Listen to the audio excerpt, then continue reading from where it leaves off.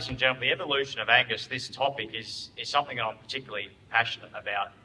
It's not a traditional Angus Australia extension message, so don't be too afraid. But really, what this is a reflection on is the contribution of Jen and Nancy and myself, and our reflections of what we've seen change in the Angus breed from a genetics point of view, from a market access point of view, and maybe some of the historical things that have led us to this great success.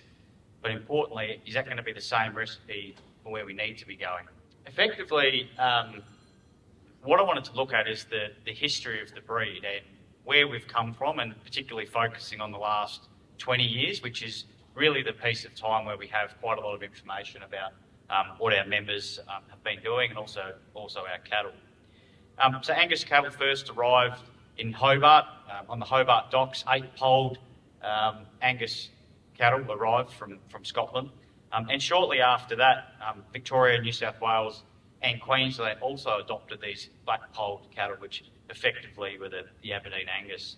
South Australia did lag well behind, and I just wanted to point out that that's the only thing we've been lagging behind since that time. No, we don't have anything on, so that's all good.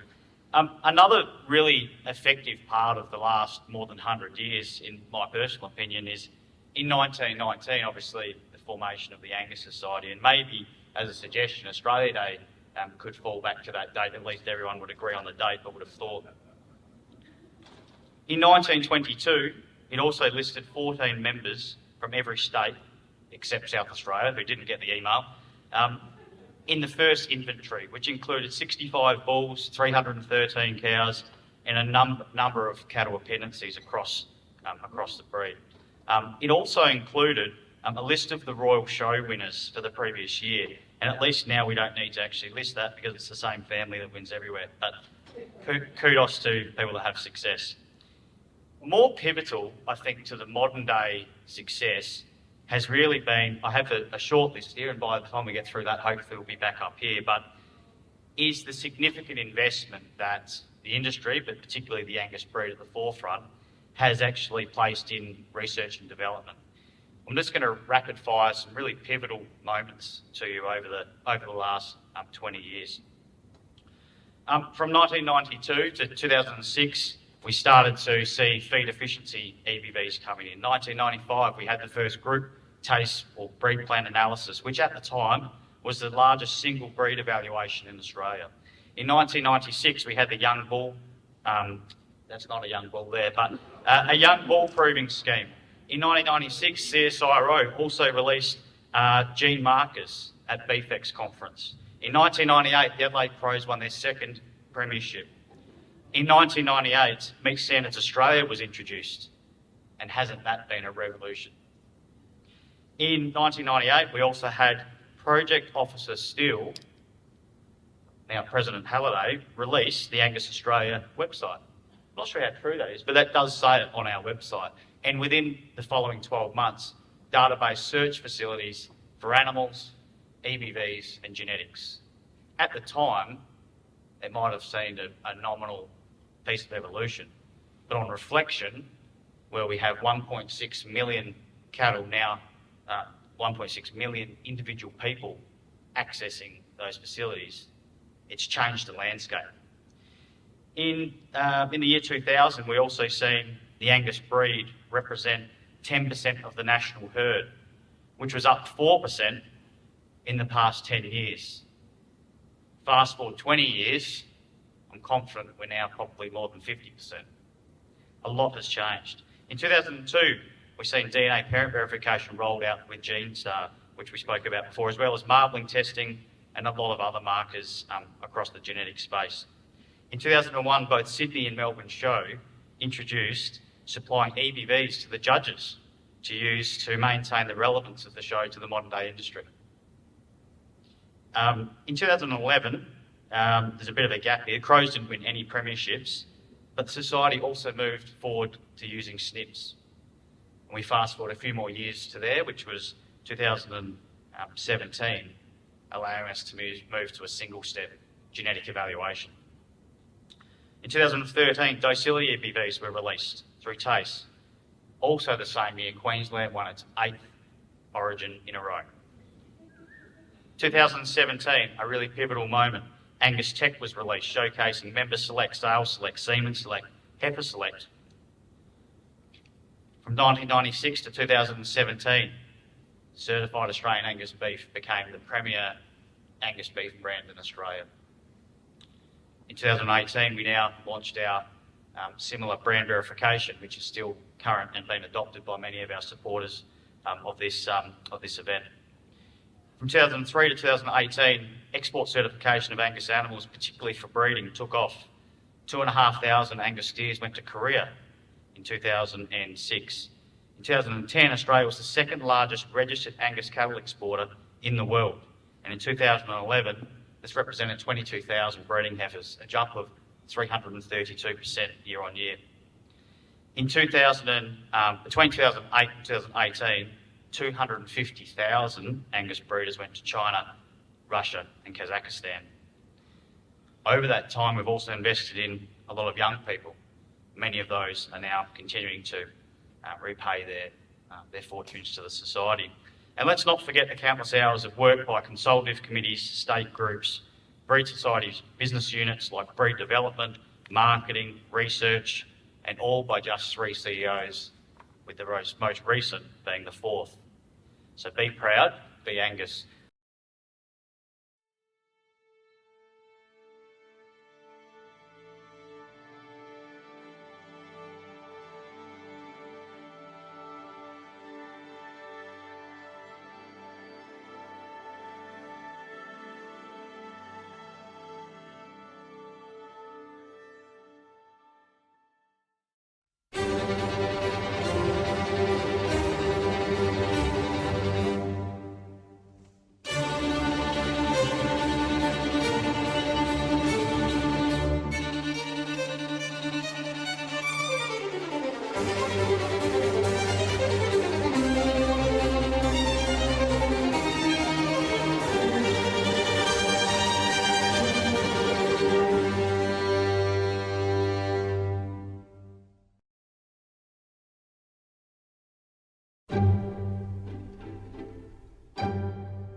It was my great-grandfather who started the first Aberdeen Angus herd with 2 other great agriculturists, Watson of Keilor and McCombie, and my great-grandfather. And it was they who bred the Aberdeen Angus together, and they produced the first pedigree Aberdeen Angus in 1860. We obviously have quite a lot of records going back, late 1850s, early 1860s, and you've had the work of Watson and McCombie.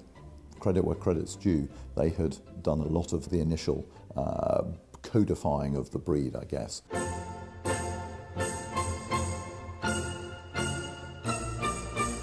Sir George Macpherson Grant took the breed and really went out and promoted it, showed at various exhibitions globally, most important of which was the Paris show. I think it was 1870, I'm not absolutely certain, but he did a lot of showing and probably, as they say now, making a brand out of the Aberdeen Angus. So Sir George Macpherson Grant, my great-great-grandfather, can be applauded for both making the right choice of breed, but also then taking the breed global. Australia, New Zealand, South America, America, Canada, and it all started from this little area in Scotland.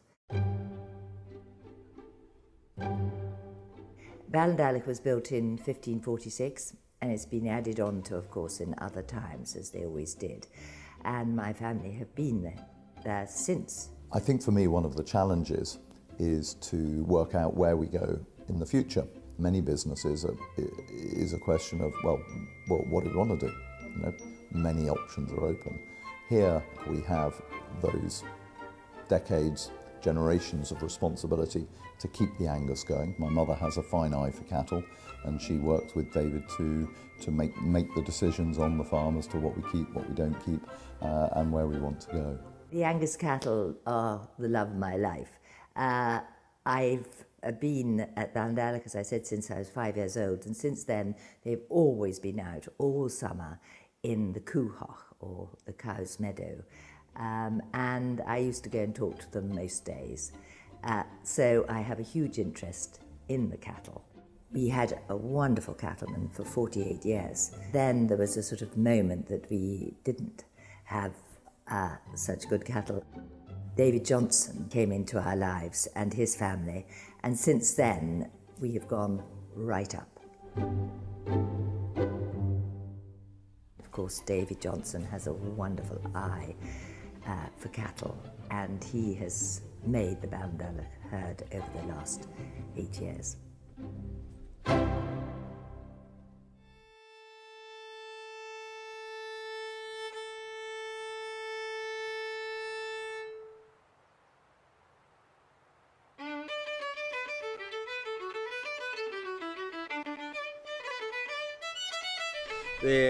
Well, welcome to Ballandella.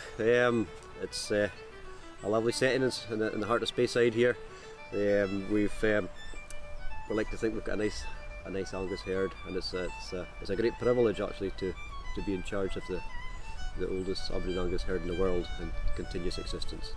Why Angus? Oh well, I've worked with two different herds of Aberdeen Angus cattle before. I worked with the Phillips herd in Inverness and the Cardona herd in Stirling, and I've always found them very easy to work with.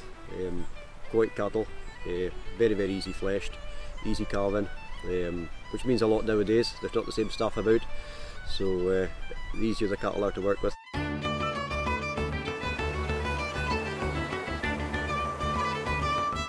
We try and keep our cattle not too big an animal. We're very conscious of what an Aberdeen Angus set out to be. We're like an animal that's grass fed, easy finished, easy fleshed, easy calved. So one of the main things that we try and keep a lot of attention to is the head of the animal. I like a nice Angus head, and we normally think if you get the head right, the rest of the animal will follow. Not everybody agrees with that. A lot of folks say the head ends up on the slaughterhouse floor, but to us as a breeder, it's breed character.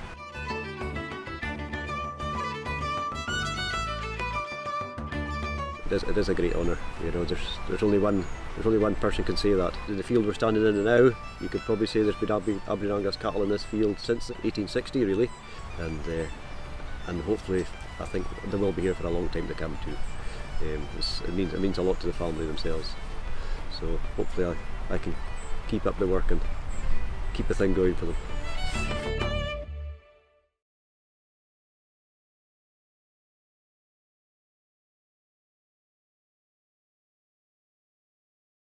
This story that we're going to go through over the next 30 minutes or so is a story about Angus. And this is Angus. This is my Angus. His name is actually Angus. The weird part is his middle name's Australia. But I'll bring it back to show you why it is about Angus. So historically, this is what people probably have. This is Old Jock, one of the originals. But what we're going to be talking about is the evolution. What has changed the Angus breeders, the Angus cattle over time? And then I want to just leave you with some questions about, does that make us well placed to future-proof our businesses? Here was the docks. I didn't take that photo, but this was where the first Angus cattle landed in Australia, if you didn't know. And there's a property in Tasmania, I'm not sure if this is still currently the case, Frank might be able to verify, but up until recently, genetics from those original cattle still resided on the original property of settlement. It's a pretty amazing story that we need to be proud of. But this is not about a history lesson. We need to appreciate where we've come from and the things that have held us in good stead, and have a look at how our cattle have actually changed over time. One of the interesting things about the growth of Angus Australia and Angus cattle and the Angus industry is we've actually been able to leverage that off a reasonably stable membership. 3,500 members, give or take. And so what that says to me personally, in my opinion, is that members have invested a hell of a lot of resources and time and effort and love and passion to do more. The growth that we've had hasn't necessarily come from an expanding seed stock membership.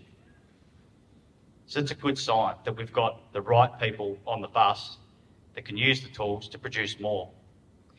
We do have a slightly increasing registered inventory with a couple of good seasons and also some friends from across the Tasman joining us. We now are in excess of 130,000 registered Angus cows, which is the largest breed society in Australia by some way.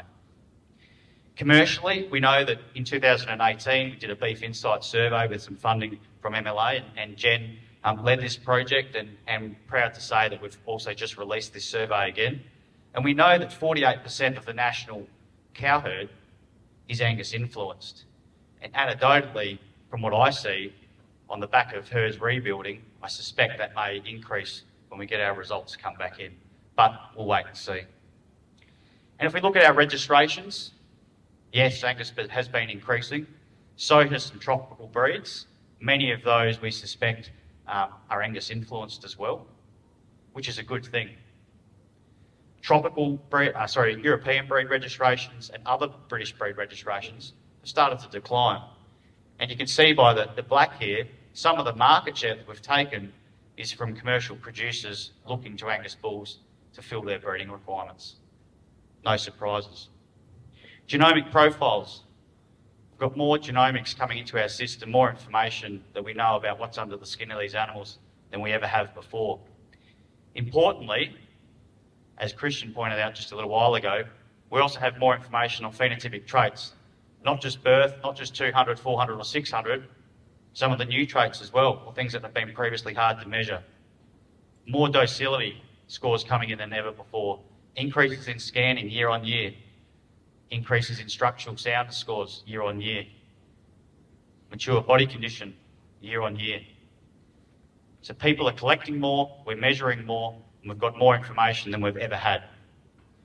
Commercially, and Christian spoke about this before, the numbers that we're seeing through Heifer Select, through our partners Zoetis and Neogen, if this was a breed society, it'd be the 6th largest breed society in Australia.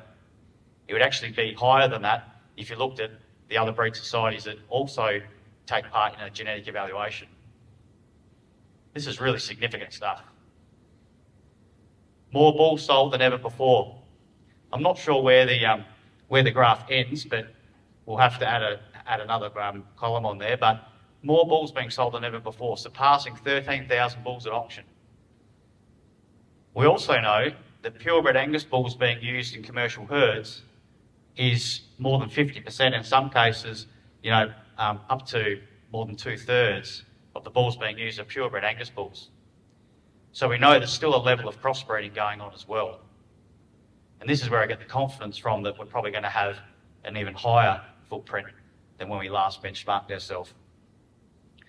This is a stat that really blows my mind, and Christian used this before, but 1.6 million individual people logging in to look up an animal on Angus database search. If you line them up from head to tail that stretch from Townsville to Melbourne, right, it's a lot of people. And we even caught one in the wild. This is at Blackall or Roma or something like that. Yeah, Roma. And this is exactly what we see. People using the technology in the field. So it's found its marketplace, and it's something that we need to be proud of. Catalogues only started about 10 years ago, Diana. 250,000 people logging in to look at sale catalogues across the 220 odd that we listed last year. Again, increases year on year. And the value being received for bulls goes without saying. Not sure it's exponential, but certainly the last couple of years would lend itself to that. So how have our cattle changed over this time? We're just going to have a look at a few traits, and this is around phenotypic traits, phenotypic measurements, but importantly also the genetic trends, and for the most part, how well they are actually aligned. Over the last 20 years, one of the success stories is that there's been really no significant change in birth weight in Angus cattle. Now that's only one part of the argument, because we also have increased our calving ease, and I would point out that obviously we had some sensitivity about maybe we weren't heading in the right direction in the last 10 years, but we've certainly been able to correct that. And of course, with the birth weight being moderated, we've also been able to select on calving ease and putting that into our genetic evaluation. But the other flip side to that, which is the really proud part, is that we've increased our weaning weights by 20 kilos, 36 kilos for a yearling 400-day weight, and 40 kilos at 600 days. So more sale weight, increased mating weights, increased turn-off weights for no cost in birth weight or calving ease. It is a great success story.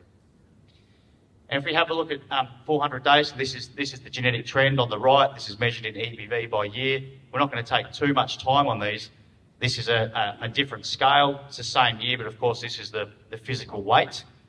You can see all trending in the right direction. Selecting on growth for meeting market requirements has been a great success story. Gestation length has also reduced.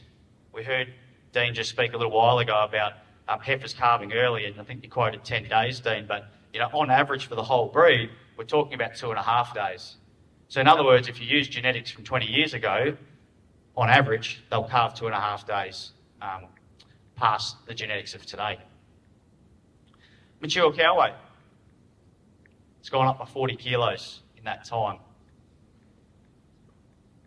From 2000 to 2005, weights ranged from 611 to 715 kilos, or average 611. And the last 5 years, we've averaged 660. So mature cow weight's going up as well. We'll come back to that. High muscle area, 4 centimetres. This is a breed average, and I'll come back to what some individual herds are actually doing, but as a breed, we've shifted the dial. We heard from James Laurie this morning talking about some traits about being breed average, and that's probably where we need to be. So this is the breed average, 4 centimetres in 20 years. Again, trending in the right direction. P8 fat, this is an interesting one. So, and this is a trait that we benchmark on steers, and have genetically got a fraction leaner in that time. The interesting part about P8 fat is phenotypically we've actually seen an increase in the condition, or the increase in fatness.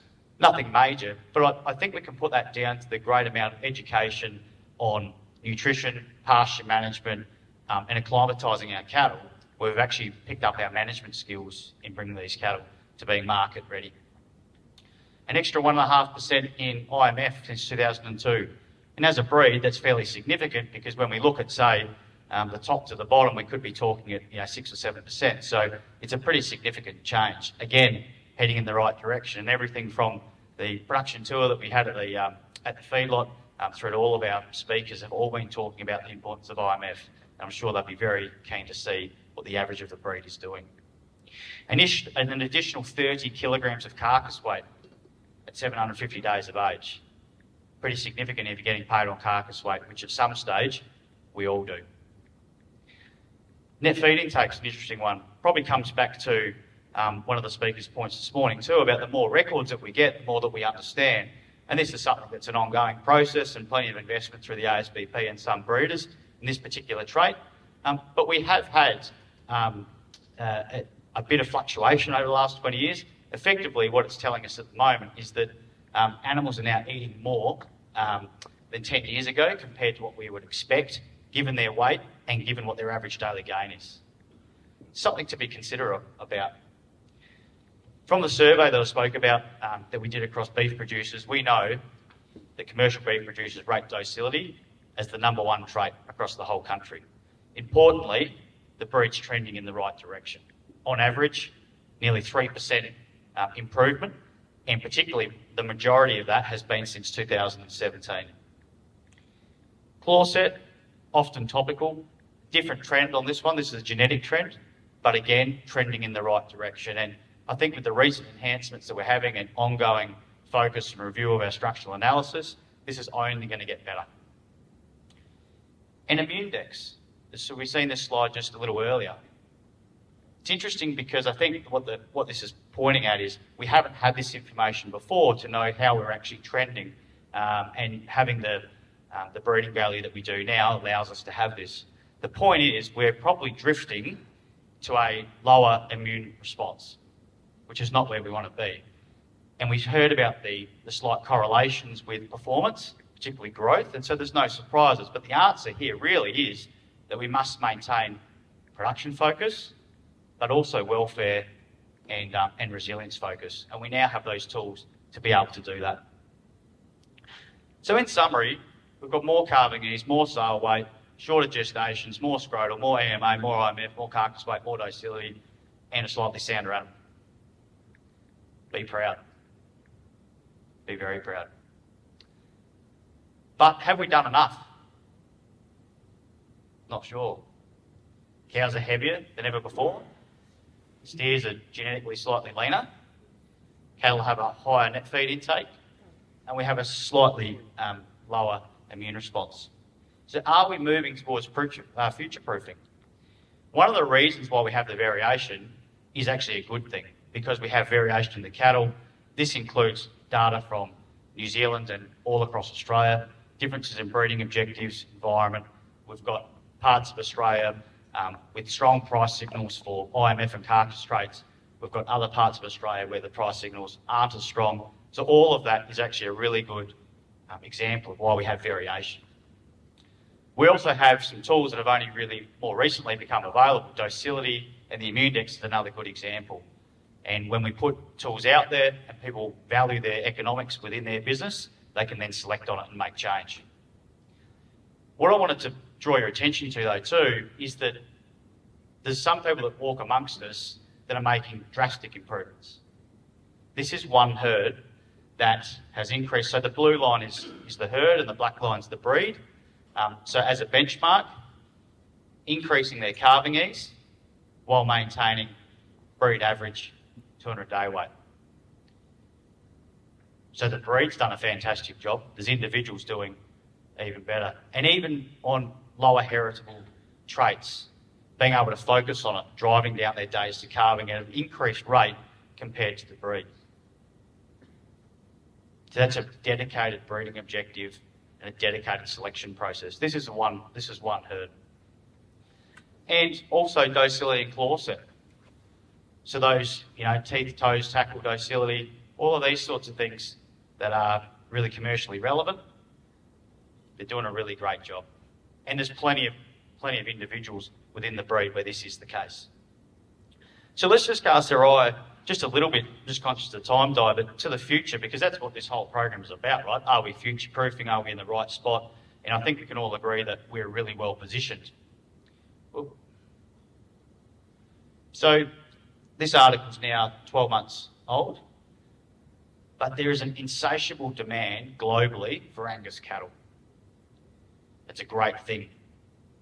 Blockbuster also said that once. Does anyone remember going to Blockbuster? You probably had to be around a reasonable town and you go in there and you get the weekly specials, or you get the pack of 3 and that sort of stuff. And Blockbuster had the opportunity to buy Netflix at one stage and they said your business model won't work. So this is something I get quite excited about, is where do we think on this growth curve of business, the society or the breed or your own individual businesses, where are we? We're experiencing growth like we've never experienced before. But importantly, we're starting to turn our attention, and the board's new five-year strategic plan, and there's individuals as well, starting to look at how do we make sure we get on this yellow line so we don't actually have this declining pushback from the market at some stage. One of the lessons from Blockbuster and the Netflix situation, in my opinion, is never forget what you're really selling. Be willing to adapt, adopting new things, and also the customer-driven approach will always win. There was a message this morning that every dollar in the beef industry comes from consumers putting their hand in their pocket and pulling the money out to buy beef. Couldn't agree more. So maybe there's some headwinds that we've spoken about or heard about. There's some supply chain volatility. There's this carbon coming, greenhouse gas emissions, and I don't know the answer to any of those, but I think they're pretty good questions. Will some of this stuff become legislation around market access? I totally agree with Jason's comments that opened the program about how extremely well credentialed we are and well placed. But we also have close neighbours that are very seriously thinking about cow taxes at the moment. Let's hope that we don't go down that track. Will it be a market premium in some supply chains? FMG sort of gave that impression. And are there breeds or animals within breeds that are better in this space? And Sam Clark, I think, teed that up perfectly for us. We know that cattle do emit a high percentage of methane. We also do know that we are having a great decrease in the amount that we're able to emit, which is a great story. You know, this is just some, and thanks Nancy for the indication. We've had some great local knowledge on what's happening in New Zealand, but you know, there's some elections happening this year, which is really quite topical, and it's all very, people are fairly concerned about what may happen in the future. And it's really something that we need to start considering about how well will we be placed to handle these challenges. And it's sort of hard to say that because we don't know what tools we'll need. But I think with some of the research that we're doing, we'll certainly be in a better place than some others. And we know that even without changing our output type, meaning that we still grow beef and we still sell steers, and that we can actually still reduce our methane emissions. One of the other differences that we've got too is, in terms of where people feel like we are as an industry, there's always operators that are doing better. And I think that's something about this communication sharing piece that has been a really common theme across this program. That, you know, this particular research from the Australian Beef Report shows that the kilograms of beef produced per DSE per year, the top 25% of producers are doing a fairly much better job and over time. And so there's lessons that we can also learn from within the industry, not just looking outside, but there's those amongst us. And Dean, I think your presentation was fantastic, that there's some elements that you're already looking at that some of us probably haven't even thought about, and that's just one example. The world also has a really insatiable demand for high quality beef, and totally agree with Jason Strong's comments about how well placed we are to be able to supply that. And I mean, Australians are eating less beef year on year, and one of the indications that Jason gave was that price is the number one indicator. We've also had increasing revenue for our beef, so there might be a point there where price does become sensitive to our continual growth. You can see on this side the value that we've received in the last particularly 5 years has filtered back to the farm gate, and it's been well received. So the value of our beef is certainly on the climb. We're also still in this rebuilding phase where a lot of the predictions are saying that we have rebuilt. You know, the female slaughter is now equalled back out. People have got females back in the paddock. There's also ABARES are predicting another drier scenario coming up over the next 2 to 3 years. That will mean another peaks and troughs in the market that we'll have to be ready for. And it creates supply chain challenges like what Matt spoke about from FMG, about where different countries or different operations, their product gets displaced for a short amount of time and they have to fill it. And so it's a frustrating part for the supply chain. I'm not sure what we can all do individually, but we need to be aware that there's peaks and troughs coming. The other part that is interesting, and it doesn't matter if you're a multi-generational corporate or first-generational farmer, but how do cattle stack up on a finite land base? How will breeding cattle be a better way to produce protein or a better way to increase revenue for a farming business as compared to other protein sources? So all these things we've got to keep in mind. There's parts of Australia that are going into, in New Zealand, into forestry, sheep and cropping over beef because they can satisfy those challenges easier or more effectively or increase their revenue. So there's all these challenges that I certainly don't have the answer to, but I think as a collective group in here, over the next 10 years, we're certainly going to be able to solve some of these challenges on a local level. One example from across the Tasman as well, I'd only come about this quite recently, but I'm sure our friends from New Zealand would be able to attest to this, that there's been a lot of good grazing country. This is the example from the last 2 years, going back into forestry. And a lot of that has been around carbon offsetting, particularly from overseas investment. There's some more rules around that recently, which I think has slowed down. But if you have a look at these numbers, more than 100,000 hectares, of which 70% of that was clear pasture. So that's a reduction in capacity to produce beef because it's going into a different commodity. It's a challenge, right? This is big picture. I'm not sure Angus Australia are going to solve it, but we certainly want to be at the table to have a bit of a discussion when those opportunities come up. So what does this all mean? Because this is a really quite expansive little presentation, and it's a little bit unpointed, but summarise some of our speakers' points. Whoops. So here's one word that I really want you to resonate with on your way home, is to be proud. How far we have come since those first 8 heifers hit the Hobart docks to now representing more than 50% of the Australian beef industry, the largest breed society in Australia. Need to be proud. One of the reasons for that is this Angus whānau. Is that right, Nancy? Close enough? Family, Angus family. That's all of you guys. I didn't grow up in the Angus family, but I certainly attest to a lot of the comments that we've had, that how obvious it is for a lot of our guest speakers and the young people that have come across, and how well included they feel. And that's the researchers, the young people, the breeders, the commercial operators, the sponsors, the supply chain. We're all in this together. The footprint. We've got a really great opportunity here to leverage the data, leverage the numbers that we've got in the industry, and leverage the people. We've got the most of all of those 3 things currently. That's a really great strategic advantage as a breed. And be Netflix. Don't be Blockbuster. Evolve, adapt. So what does this all mean? I was talking to my wife about this presentation, saying, I don't know how I'm going to summarise this because there's little bits here of everything. And I think the obvious thing for me is that in 30 years' time, my Angus will be my age.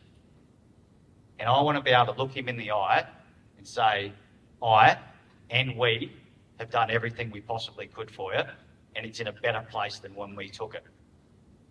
But it's not about my Angus. It's about these guys. And so I would challenge you to think about that, leaving our industry in a better place than when we found it. And these challenges are things that we're going to have to help get very much on the way, or have some solutions in place in that time. Can we look them in the eye and say, we've done everything we can? So be proud, be Angus. The Angus family is the strength. Leverage the footprint, the data, the tools, the economies of scale. Don't be Blockbuster. And just remember, we don't inherit anything. We simply borrow it from our children. And I love this ad by Nike. It said yesterday, you said tomorrow, but we've got news. Tomorrow is here. So everything that you've learned at this conference, things that you didn't know, people you've met, now is really the opportunity to do something about it.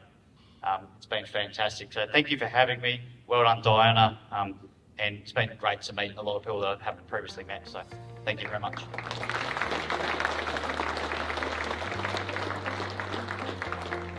Thank you very much.